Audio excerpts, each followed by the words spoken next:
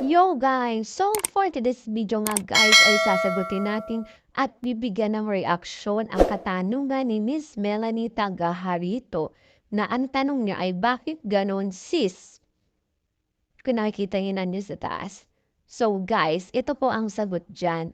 Kaya po ganyan, mas lamang ang non-followers kesa sa followers ay ipinakalat kasi ni Meta ang iyong video sa mas maraming audience. So, huwag kang magtaka guys kung mas marami yung non-followers na nanood sa iyo. Ibig sabihin lang ay tinulungan ka ni Meta na ipakalat ang iyong video upang mapanood pa ng mas marami. So, kay Miss Melanie, it's okay. Kasi, ibig sabihin lang niyan is lalawak at gaganda rin ang iyong profile kapag tinutulungan kang ikalat ang iyong mga video o ang iyong mga content. Sana po ay nasagot ko.